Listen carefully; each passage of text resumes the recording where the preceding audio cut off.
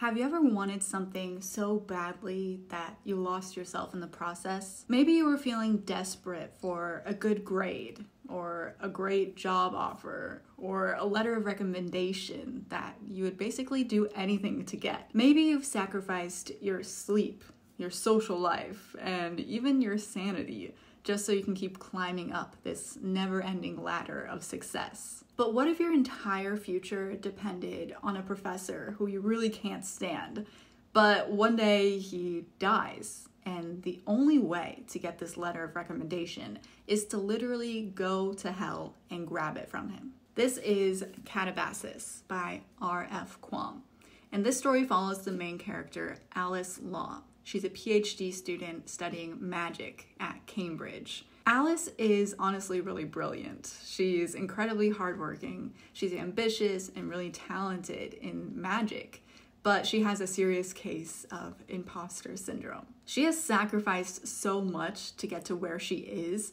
but she still feels like she needs to prove herself somehow. Her advisor, Jacob Grimes, is famous, but he also has probably the worst reputation ever. So Grimes is known for being incredibly harsh on his students, but what most people don't really know is that he often steals his students' ideas.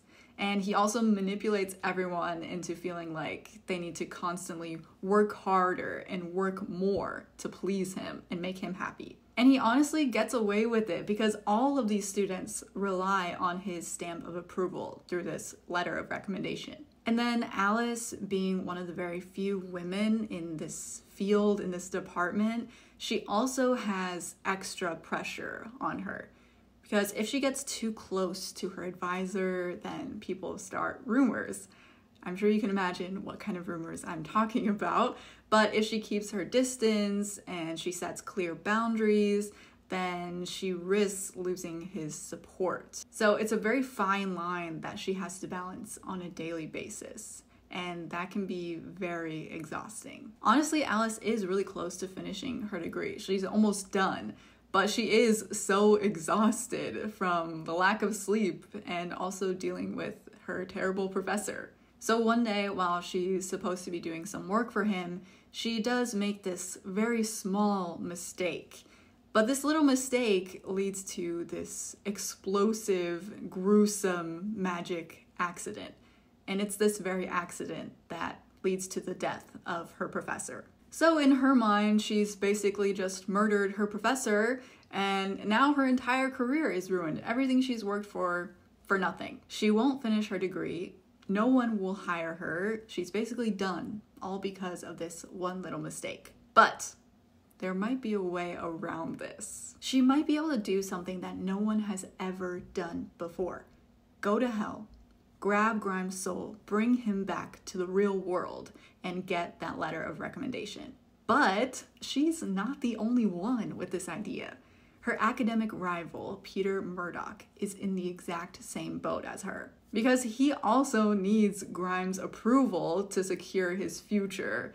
So these two rivals who low-key kind of hate each other have to work together somehow in their descent into the afterlife. And when they get there, they find that hell is not exactly everything they imagined it would be. It turns out hell follows a similar structure as what's described in Dante's Inferno, where there's like different layers based on different sins, but it's also a twisted reflection of the things that they're suffering from in the real world.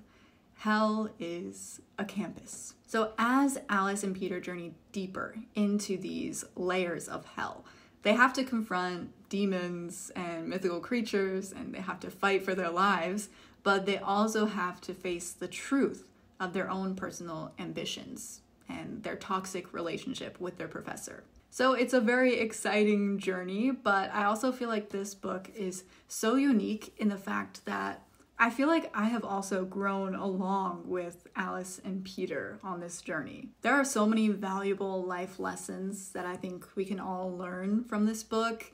And I think it's also because most of us have been in similar situations to them. We might be chasing approval through academic success, or relying on others to tell us that we're worth something. To me, one of the biggest lessons from this book is about the danger of external validation. I mean, if you think about it, it's really crazy that Alice and Peter are willing to literally go into hell because they've been taught that their entire self-worth is tied to an institution's approval. And it's also a really terrifying way to live because it means your happiness and your self-value depends on things that you can't even control. There's actually this moment in the book when they meet another academic scholar while they're wandering through hell. And she was also a scholar at Cambridge studying magic as well. So they have a lot in common. But Alice is really curious about how she feels, being stranded in hell and everything. She wants to know what she would do if she had another chance in the real world. She thinks that she might write a bunch of papers, do a bunch of research. There are so many amazing things she could do in the real world. But this scholar just responds by saying, if I had another chance, I would really love to sit outside, sip a cup of tea, and have a cinnamon bun. This line gave me full body chills, gave me goosebumps.